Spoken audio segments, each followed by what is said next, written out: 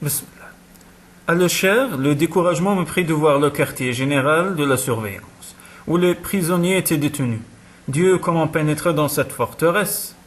Comment neutraliser la garde qui veillait à ses portes, sans parler des hommes qui devaient grouiller à l'intérieur? Nous verrons, dit madame. En écoutant leurs pensées, je trouverai peut-être une faille. Elle était assise à l'arrière de la charrette, bien enveloppée dans une grande cape qui ne laissait pas deviner ses vrilles. Dans l'ombre de la capote, elle était fort peu distincte. J'étais sur le siège du cocher et je tenais les rênes, comme il se devait. Je portais les vêtements usagés d'un serf de Virland et un chapeau à large bord, informe, tant il avait connu de pluie et de soleil. Mon visage, sali de poussière, comme mes mains, devait être, du moins l'espérais-je, méconnaissable. Le bord, rabattu, du chapeau avait le mérite de laisser mes yeux dans l'ombre. Je ne portais pas plus d'armement qu'un couteau de chasse, facile à cacher sous ma chemise. Les serfs n'avaient plus le droit d'être armés, même pour accompagner et protéger une dame. Depuis la guerre, la surveillance pendait sur place tout serf surpris avec en poche, fût-ce un petit couteau destiné à tailler son pain. Que notre expédition tourne mal, et il me faudrait combattre avec une lame courte. Assez, Gélal, cesse d'imaginer des ennuis à l'avance. Cherchons plutôt une cachette d'où je pourrais écouter les pensées. S'attarder ici éveillerait la suspicion. Je remis les organes au trot, nous passâmes devant le quartier général, et nous en éloignâmes. Un petit bois proche nous offrit un abri. Je fis entrer la charrette au corps d'un bouquet de frêlons. Les branches souples, aux feuilles couleur de bronze verdi, la dissimulèrent assez bien. Si le hasard n'amenait pas sur nous un chasseur en promenade, nul ne nous verrait ici. J'attachai les organes à un arbuste. Elles baissèrent la tête pour tenter de brouter malgré le mort. À présent, Gélal, dit madame, ne me parle plus et tâche de ne penser qu'à des choses sans importance. Sinon, tu me gêneras. Je vais écouter les pensées. Elle écouta et cela dura fort longtemps. Tout était silencieux, à peine troublé des légers bruits de la forêt. Pour obéir à madame, je m'occupais de Véty. Je regardais les feuilles lanciolées des frêlons, je regardais le ciel entre leurs branches, un ciel d'été, très bleu, où ne dérivaient que quelques houppes de nuages, cuivrés par le soleil. Une aubraie planait très haut, les ailes étendues. Je m'amusais longtemps à suivre le travail d'une herbelle, qui forait un trou dans un tronc. Travail de patience. L'insecte remuait à peine ses mandibules, creusant sans relâche. Une poussière de bois finement moulue s'accrochait aux aspérités de l'écorce, et s'y accumulait. La carapace d'or vert de l'herbelle luisait comme un joyau. Les antennes duveteuses se balançaient en une danse lente et gracieuse. Dans les trous qu'elles ont ainsi forés, les herbelles pendent leurs œufs. Durant leur croissance, les larves dévorent le bois en le creusant de galeries. Elles sont la hantise des domaines qui exploitent les forêts. Lorsqu'elles sont nombreuses, elles tuent très vite les arbres. Les herbelles sont rares en Ephra, mais le pays restal, qui est tout en arbres, souffre parfois de terribles invasions. La nature qui semble paisible est ainsi faite que tout y est tuerie. Comment espérer que les hommes soient moins sauvages? Ils ont l'intelligence qui devrait leur permettre d'accéder à la sagesse, mais l'animalité reste en leur sang et les domine le plus souvent. Mes pensées en venaient à un sujet trop brûlant. Je les fis diverger en m'absorbant dans la contemplation d'une liane d'arna, toute chargée de fleurs d'un orange ardent. Cependant, la liane étouffait l'arbrisseau qu'elle utilisait comme support. Comment faire pour ne penser à rien? Madame était immobile, les yeux clos et semblait dormir. Le bruit d'un galop résonna, martelant le sol. Le cavalier passa sur la route, proche sans que je le voie. À en juger au son de la galopade, il devait être bien pressé, et pousser sa monture aux limites de l'effort. Madame s'exclama. Gélal, je crois que nous allons avoir notre chance d'agir. Ce cavalier est un ver qui vient chercher du secours. Une révolte a éclaté, qui touche 3 domaines proches les uns des autres. Sans doute la surveillance va-t-elle envoyer la quasi-totalité de ses effectifs à la rescousse. Sans doute, en effet, en ne laissant qu'une petite poignée d'hommes sur place. Les prisonniers logés en geôle se garderaient bien tout seuls, mais de crainte d'une attaque venant de l'extérieur, les surveillants fermeraient toutes leurs portes, et plutôt 2 fois qu'une. S'il ne doit rester que les portes, dit madame, ne t'en soucie pas, j'ai le moyen de les ouvrir. Comment, dame? Mes vrilles sont assez fines pour glisser aisément dans les serrures, et je peux leur donner la consistance du métal. J'avais oublié cette particularité, sans doute parce que je n'aimais guère me rappeler la mort de Sobra. Patientons, dit madame, et tais-toi, je continue à écouter. L'attente recommença et je la jugeai interminable.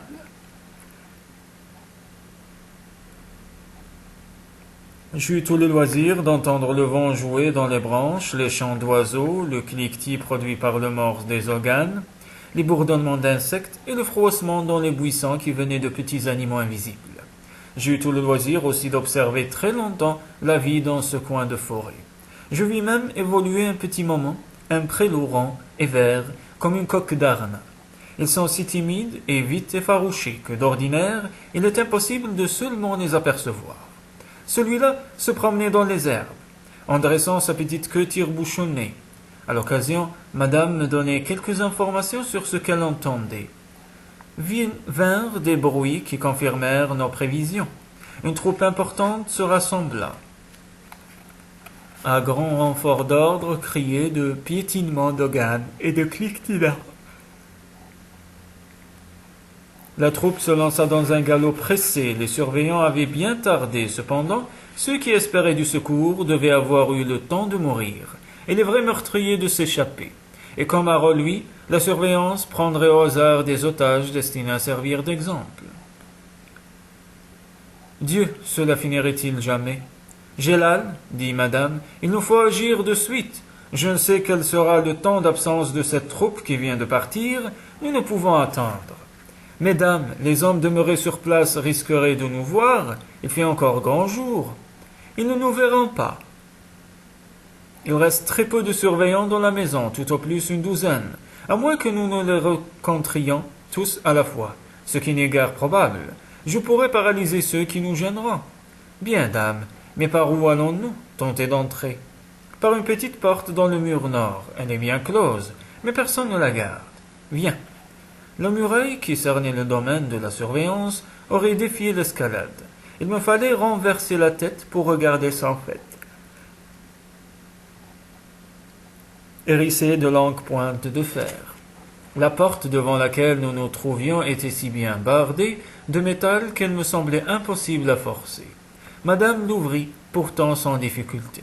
Non seulement elle fit tourner le pêne de l'énorme serrure, mais elle dégagea aussi en glissant ses vrilles dans le trou de la clé une barre qui bloquait le bâton de l'intérieur. Quelle force possédait-elle pour soulever ainsi comme du bout des doigts une telle masse de métal? Lorsque nous entrâmes et que je pus estimer le poids de cette barre, je crus avoir été témoin d'un miracle. Nous contrôlons encore, Gélal, je te l'ai dit. Je peux mobiliser mes forces et les projeter toutes là où elles me sont utiles. De plus, même un arbre malingre vaincrait aisément le plus solide des hommes. Toi-même ne serais qu'à peine capable de surmonter un très jeune arbrisseau. Madame riait.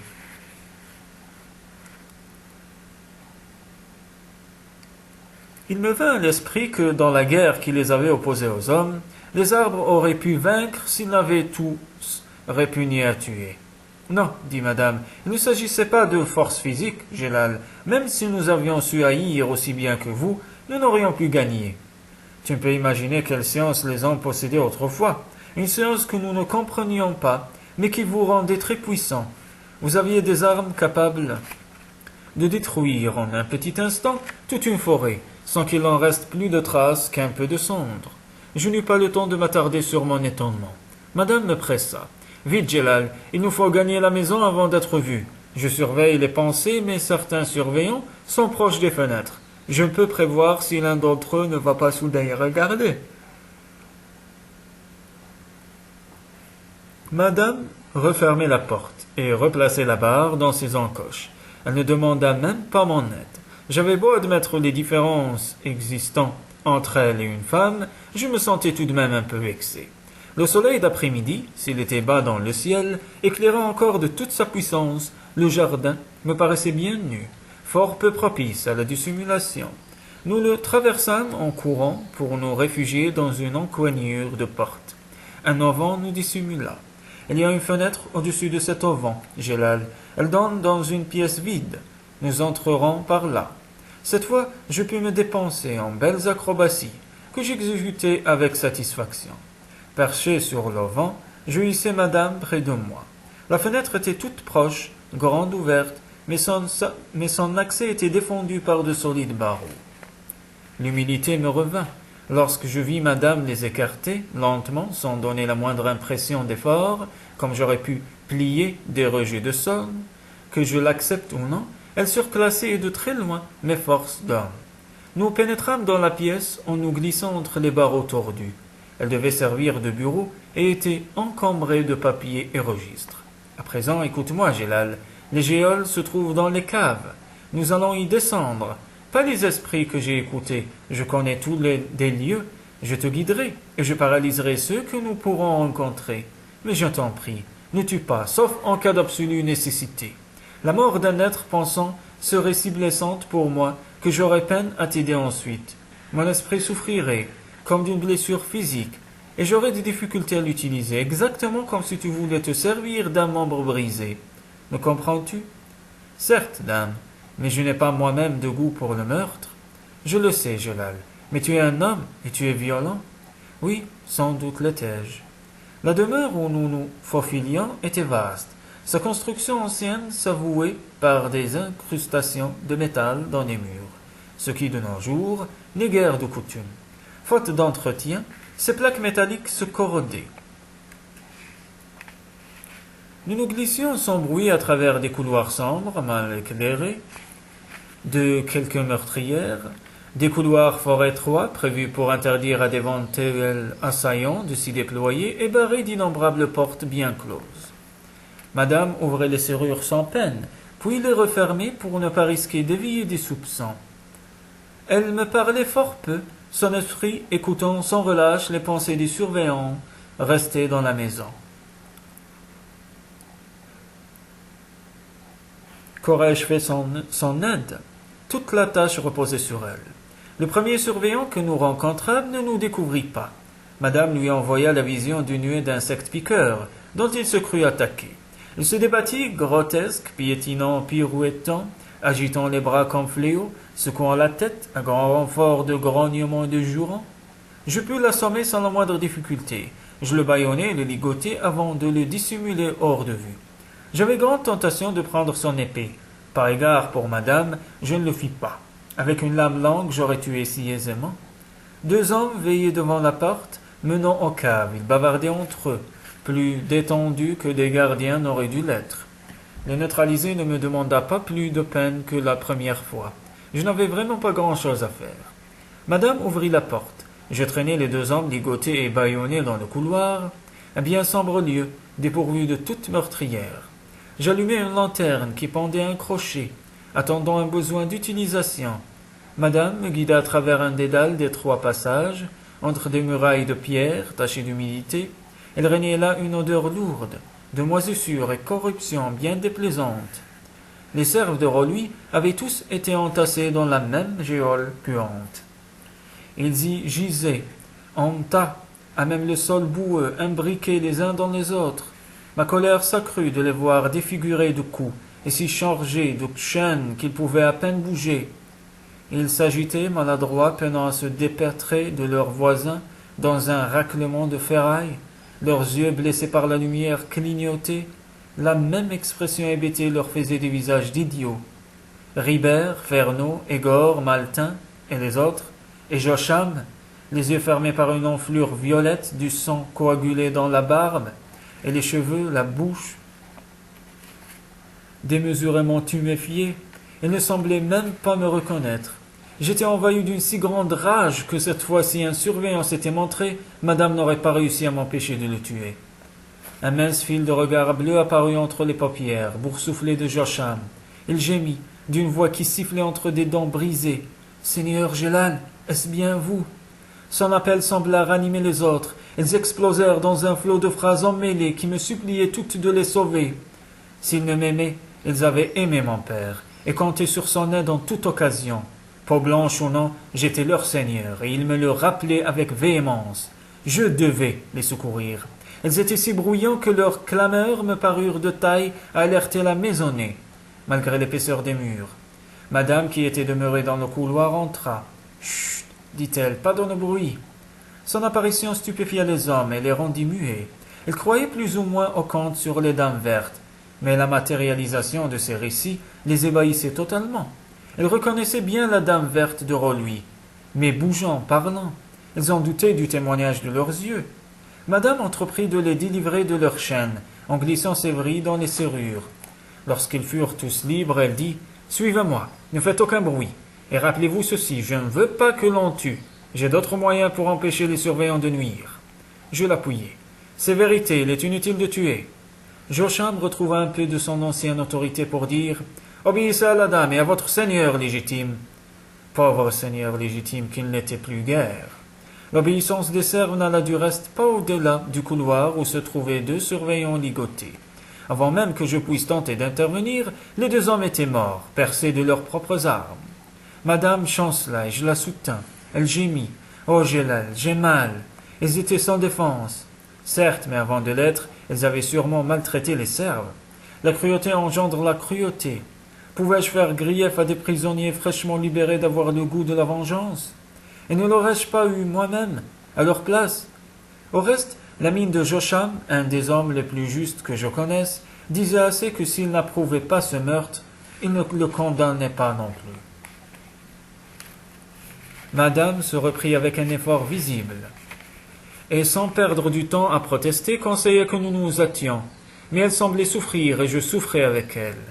Dieu soit loué, nous ne rencontrâmes pas d'autres surveillants. Nous fûmes bientôt tous sous le vent.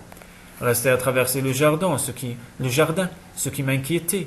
Mais madame fit passer les hommes par petits groupes au pas de course, et nul ne nous vit. Le crépuscule, qui vient en notre région, arrivait. Nous parlions dans le petit bois, près de la charrette. Ribert, qui a toujours eu plus d'idées que les autres, semblait avoir pris durant la détention une autorité sur ses camarades que Joachim n'avait plus. Il dit avec fermeté « Nous allons rejoindre la révolte. Seigneur Gélal, que pourrions-nous faire d'autre à présent ?» Son regard gris, qui filtrait entre des paupières tuméfiées, était franc, sans trace de ruse ou de gêne. Il rejeta en arrière d'un mouvement de la tête une mèche brune qui glissait sur son front. Par les déchirures d'une chemise raidie de crasse, les meurtrissures bleu-noir de son torse apparaissaient. Joachim intervint avec une grande dignité. « Je n'approuve pas ceci, Seigneur Gélal. »« Il faut l'approuver, Joachim. Ribert est dans le vrai. Que pourriez-vous faire d'autre? Vous êtes en fuite, comme je le suis moi-même. D'ici quelques jours, les temps redevenaient paisibles, vous auriez tous votre place à Rolui. Sachez, Seigneur Gélal, que je n'ai pas approuvé le meurtre de votre oncle, et encore bien moins ses assassins. Je n'en ai du reste rien su avant qu'il ne soit trop tard pour intervenir. Mais il me faut vous dire que les meurtriers ne sont pas sans excuse. Votre oncle nous a fait vivre en enfer. La bonté de votre père et la vôtre ne nous avaient pas habitués à tant souffrir. Je ne blâme personne, Joachim, pas même ceux qui ont exécuté Abélan. Ils n'ont pas fait plus qu'écraser une vermine. Ah, Seigneur Gélal, devrais-je connaître de tels temps? Je suis un vieil homme, et voici qu'il me faut partir en guerre contre les seigneurs. J'ai maudit mon seul fils, parce qu'il désirait le faire. La voix de Joachim exprimait un profond désespoir, si bien que je me mis à lui prêcher la confiance en Dieu, auquel je ne croyais pas. L'espoir des jours meilleurs, auquel je croyais encore moins, suis-je parvenu à le convaincre? Je ne le sais.